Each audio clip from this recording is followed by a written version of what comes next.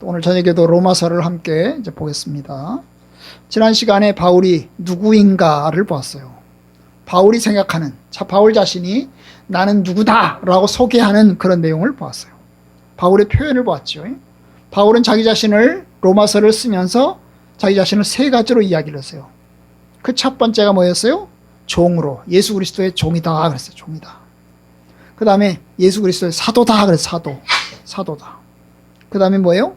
복음을 위해서 택정함을 입었다. 그래서 세 가지로 자기 자신을 본 거예요.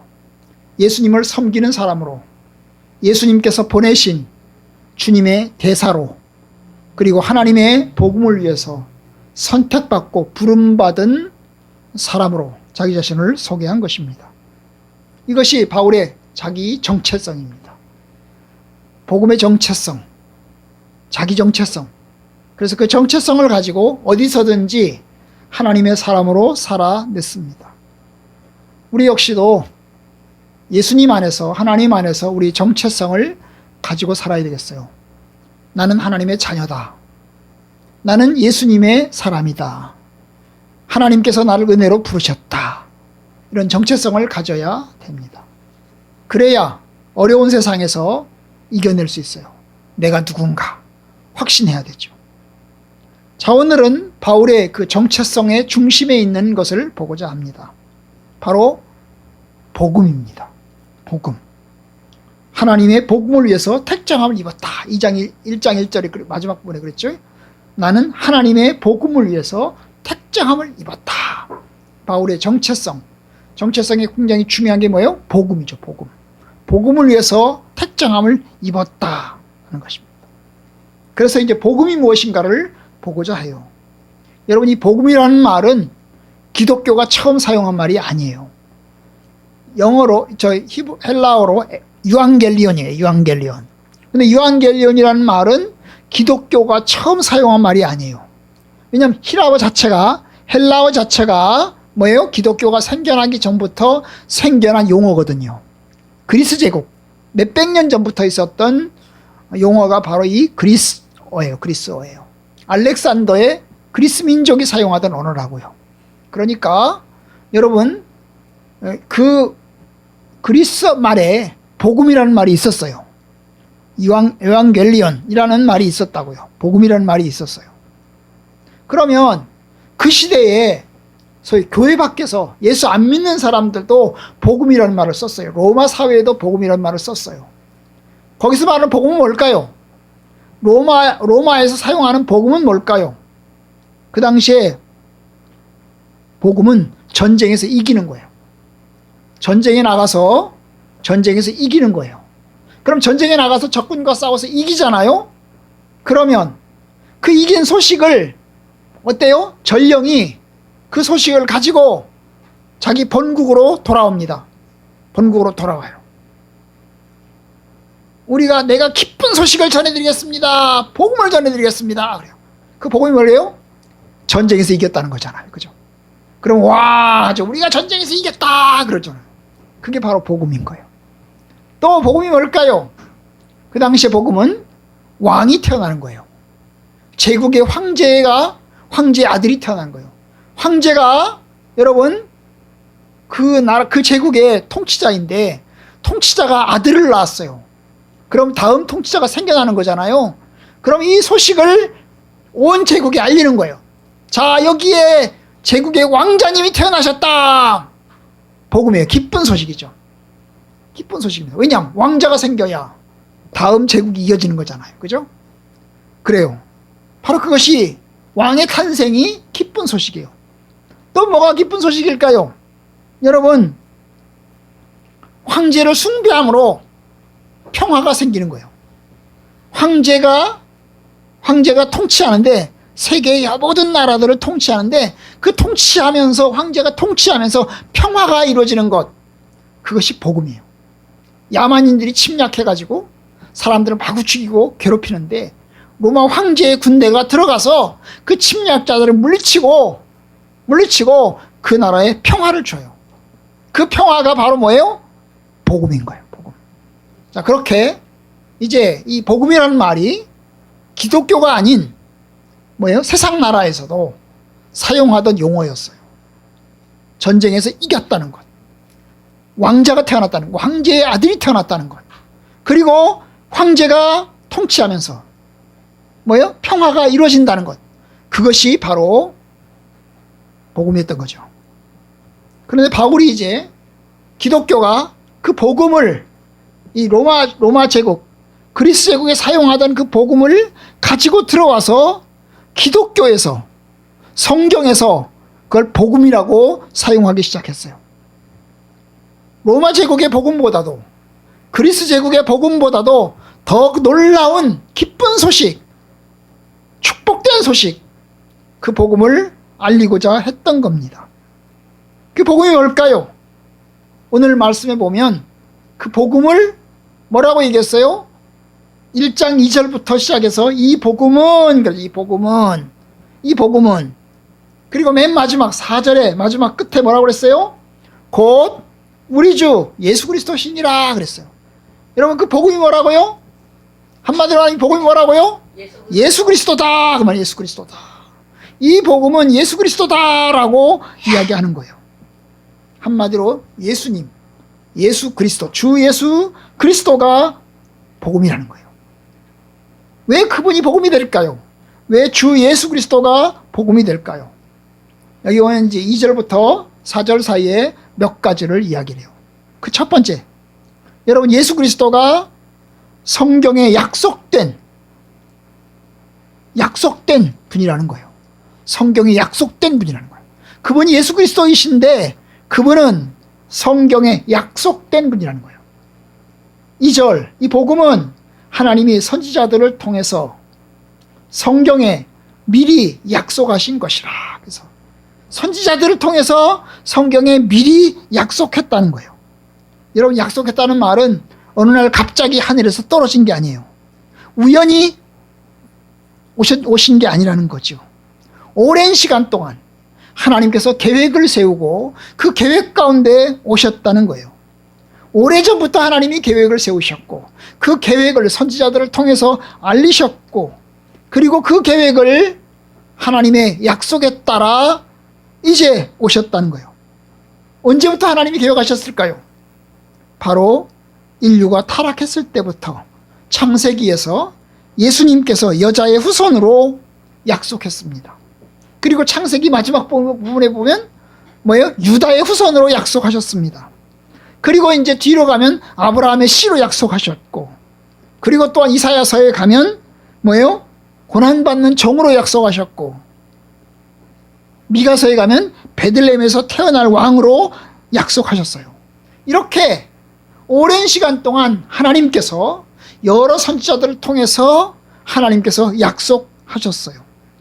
그러니까 예수님은 그 약속을 성취하시고 이루신 분인 거죠. 여러분, 놀랍지 않아요? 세상에 어떤 사람이 오랜 시간 동안 예언하고 태어난 이가 있겠어요? 오직 예수만이 예언되고 그 예언대로 오신 분이에요.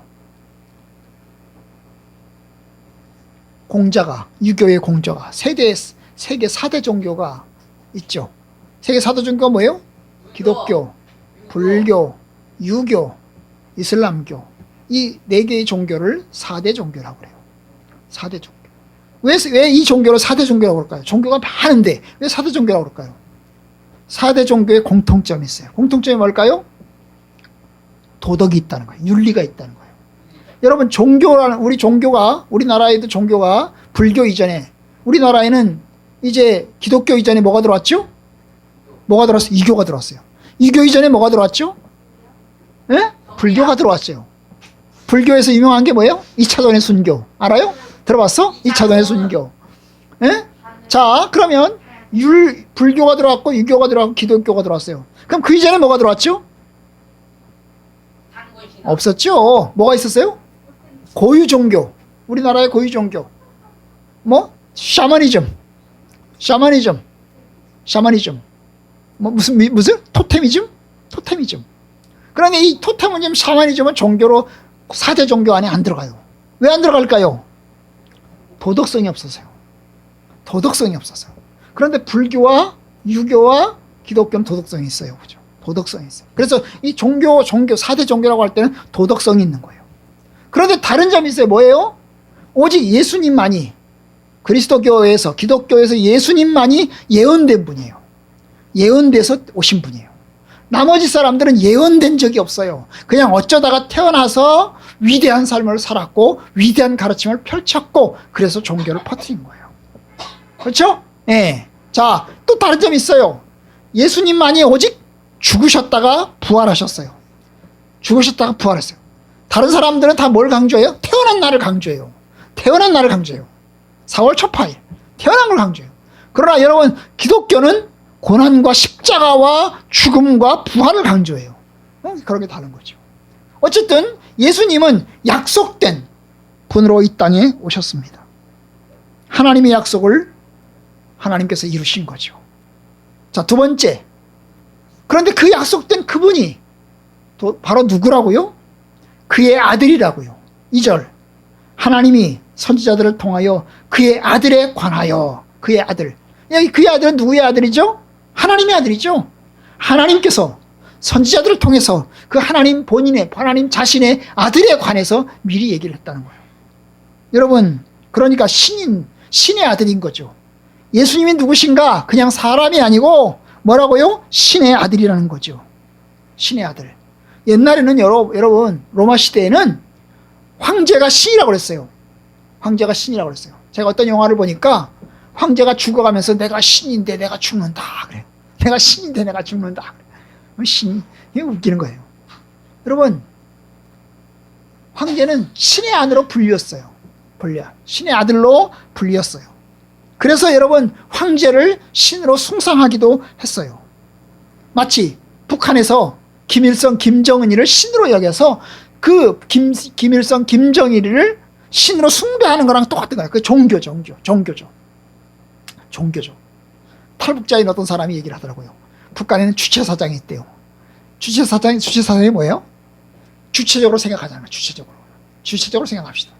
그런데 이 탈북한 사람이 우리나라에 와서 보니까 북한 사람들은 김일성이를 신으로 섬기고, 그다음 남한에 와서 보니까 이 남한 사람들은 섬기는 게 다 다르다라는 거야. 기독교 다닌 사람은 하나님을 섬기고, 그 다음에 예수 안 믿는 사람들은 돈을 신으로 섬기고, 다 시민 섬기다는 거야. 그러면서 하는 말이, 와서 보니까 남한 사람들이 주체사상이 있네? 그래. 남한 사람이 주체사상이 있네. 그랬어요. 여러분, 그런데 북한 사람들은 다 주체사상이 없어. 그냥 시키는 대로 하는 거야. 시키는 대로 하는 거야. 주체사상이 없는 거야. 자기 주관성이 없는 거야. 근데 우리 남한은 뭐예요? 주관성 있는 거잖아. 그죠? 어떤 사람은 누가 뭐라 그래도 나는 하나님 믿는다. 그러고. 나는 누가 뭐래도 나는 돈을 믿는다. 그러고. 여러분, 우리가 믿는 것은 뭐예요? 예수님이 하나님의 아들이라는 거예요. 신의 아들이라는 거예요. 천사들이 신이 아니고, 천사들이 신의 아들이 아니고 예수님이 신의 아들이라는 거예요. 하나님의 아들. 그분은 여러 명이 아니고 오직 한 명이죠. 오직 한 명. 그래서 영어로 보면 그의 아들을 the son. son은 그냥 아들이죠. 근데 어가 붙어서 son 이렇게 하지 않고 the son 그래요. 이 더라는 게 뭐예요? 정관사죠. 유일한 아들. 하나님의 유일한 아들이라는 뜻이에요. 바로 그 아들. 하나님의 바로 그 아들이라는 뜻이에요. 바로 그분이 여러분, 예수님, 하나님의 아들, 약속되었다가 오신 분. 그런데 그분이 바로 하나님의 바로 그 아들이라는 거예요. 그런데 여러분, 세 번째, 오늘 본문에 보면 바로 그 아들이 어떤 분이냐. 3절, 그의 아들에 관하여 말하면 육신으로는 다윗의 혈통으로 나셨고. 자, 세 번째, 그런데 그분이 하나님의 아들이신데, 그쵸? 하나님의 유일하신 바로 그 아들이신데, 그분이 어떻다고요? 육신으로는 다윗의 혈통으로 태어났다는 거예요. 다시 말하면 인간으로 태어났다는 거예요. 인간으로. 하나님의 아들이신데 하늘에만 있는 게 아니고 사람으로 오셨다는 거죠. 성인으로서 하늘에서 뚝 떨어진 게 아니고 사람으로 태어나셨다는 거예요. 어린 아기로 태어나셨다는 거죠. 여러분, 태어났다는 말은 역사 속에 들어왔다는 거예요. 역사 속으로 들어오는 방법은 뭐예요? 태어나는 방법이죠. 우리가 생명이 이 세상에 들어오는 방법은 태어나는 방법이에요. 태어나는 방법이에요. 그런데 바로 예수님께서 다윗의 혈통에서 태어나셨다는 거예요. 베들레헴에서 마리아를 통해서 태어나셨어요. 그는 성장하셨고 배고픔도 피곤함도 경험하셨고 눈물도 흘리셨습니다. 잠도 주무셨고 음식도 먹었습니다. 그리고 십자가에서 죽기까지 하셨습니다. 그러니까 그가 인간이라는 거죠. 하나님의 아들이신데 그가 사람이 되셨다는 거예요. 인간적으로 그는 마리아의 후손으로 태어나셨어요. 마리아의 후손으로 태어나셨죠. 그런데 여러분, 그분이 하나님의 아들이에요. 그리고 그분이 하나님이세요. 자, 네 번째 봅시다. 네 번째. 그런데 그분이 어떻다고요? 부활하셨다는 거죠. 4절, 성결의 영어로는 죽은 자들 가운데서 부활하사. 태어나셨을 뿐만 아니라 그 다음 뭘 했다고요? 부활하셨다는 거죠. 부활하셨어요. 죽은 자들 가운데서 부활하셨어요. 예수님이 십자가에서 죽으신 것으로 끝났다면 그분의 죽으심은 복음이 되지 못할 것입니다. 그는 우리 죄를 없애시거나 우리를 죽음에서 살리시거나 하지 못하셨을 겁니다. 그냥 인간적으로 의롭고 착하고 숭고한 삶을 산 위대한 선생님에 불과했을 겁니다. 마치 공자처럼, 마치 석가처럼 위대한 삶을 산 좋은 가르침을 펼친 인간, 사람이었을 것입니다. 그런데 여러분, 그가 죽은 자들 가운데서 부활하셨습니다. 그가 죽은 자들 가운데 부활했다는 말은 인간이라는 뜻이죠. 인간으로 끝난 것이 아니에요. 인간으로 오셨지만 인간으로 끝난 게 아니라 그가 뭐예요? 하나님이 됐다는 거예요. 하나님의 아들이 됐다는 거예요. 그래서 그 다음 뭐라고 그랬어요? 죽은 자들 가운데서 부활하사 능력으로 하나님의 아들로 선포되셨으니, 하나님의 아들로 선포됐어요. 파워, 아주 다이내믹하게 능력자이신 바로 하나님의 아들로 선포되셨다고요. 그 예수님이 하나님의 아들이 아닌데 하나님의 아들이 됐다는 말이 아니죠. 그가 그냥 인간이었는데 부활한 것 때문에 하나님이 되셨다, 하나님의 아들이 되셨다는 말이 아니에요. 원래 그는 하나님의 아들이셨는데 사람으로 오셔서 하나님의 아들인 것이 감추어져 있었는데, 사람으로 오셔서 하나님의 아들인 것이 숨겨져 있었는데, 어때요? 부활을 통해서 하나님의 아들인 것이 확실하게 증명되었고 나타났다는 거예요. 바로 그런 뜻이에요. 신성을 가지고 계신 하나님의 아들이었는데 사람으로 있는 동안에는 그 신성이, 하나님의 아들됨이 잘 나타나지 않았었어요.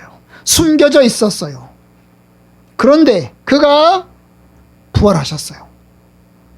그러므로 온 천하에 그가 하나님의 아들 되심이 선포되시고 확실하게 드러나셨어요. 부활하신 예수님 죽지 않으시고 지금도 영원히 살아계세요. 영원히 하나님 우편에 앉아 계시며 우리를 위해서 중보하고 계세요. 지금도 교회를 다스리시며 역사를 주관하세요. 바로 그분이 복음이라는 거예요. 한마디로 예수 그리스도가 복음이다. 그는 예언된 분이다. 그분은 하나님의 아들이다. 신성을 가지신 하나님이시다. 그런데 그가 사랑으로 나타나셨다. 그리고 십자가에 죽으셨을 뿐만 아니라 부활하심으로 능력으로 하나님의 아들로 선포되셨다. 얼마나 놀랍습니까? 바로 그것이 복음인 거예요. 그것이 기쁜 소식이죠. 여러분, 예수님께서 그 기쁜 소식임이 언제 드러나요? 하나님의 나라가 완성이 될 때 확실하게 드러납니다. 주님께서 만왕의 왕으로서 세상을 통치하시고 우리를 향하신 온전한 구원을 이루실 겁니다. 그러니까 여러분, 이 복음이 아직 완전하게 드러나진 않았지요. 그러나 확실하게 만방에 다 확실하게 펼쳐지는 그 날이 올 것입니다. 여러분, 이제 우리가 예수님을 믿고 하나님의 백성이 됐습니다. 이것이 우리에게 생명이고 이것이 우리에게 소망입니다. 저와 여러분들이 부활의 소망을 걸고 그리고 하나님 나라의 소망을 걸고 주님의 뜻을 바라며 예수 그리스도를 신뢰하며 나가는 저와 여러분들 되기를 바랍니다. 제가 지난 주간에 이제 좀 제가 알던 어떤 분의 장례식을 다녀왔습니다. 장례식을 다녀오면서 참, 우리가 믿는 복음이 참 소망이구나 하는 걸 발견했어요. 왜냐하면 그분은 인간적으로 훌륭한 삶을 사셨어요. 정말 우리나라에 필요한 분이셨어요. 일반 은총적으로 보면 굉장히 귀하고 좋은 분이셨어요. 그런데 여러분, 예수를 안 믿었어요. 예수를 안 믿으니까 뭐예요? 죽음과 함께 저승 가고 그런 얘기를 하는 거예요. 저승 가고 이런 얘기를 하는 거예요. 그분은 아마 저승 가서도 싸울 거라고, 투쟁할 거라고, 마치 세상에서 권력자들과 투쟁했던 것처럼 저승 가서도 투쟁할 거라고. 여러분, 예수 안 믿는 사람들에게 저승이 있을까요? 사실 유물론은 무신론과 같아요. 무신론이에요. 신이 있지 않아요. 신이 있지 않은데 장래가 있겠어요? 장래가 없어요. 소망이 있겠어요? 소망이 없어요. 그냥 그들에겐 죽음이 끝이라고 생각하는 거죠. 그러나 여러분, 예수 믿는 것은 축복이에요. 예수 믿는 것은 소망이에요. 우리는 소망을 걸고 삽니다. 아멘? 아멘. 그래서 우리가 참 믿지 않는 분의 장례식을 다녀오면서 우리가 소망이구나, 하나님 나라의 소망이구나 하는 것을 다시 한번 생각하게 되었습니다. 여러분, 예수를 믿는 것은 실패가 아니고 절망이 아니고 승리이고 기쁨입니다. 그냥 무덤이 아니고 부활입니다. 우리가 이 약속을 가지고 있습니다. 하나님의 선한 약속을 붙들고 사는 저와 여러분들 되기를 주님의 이름으로 축복합니다. 축복합니다.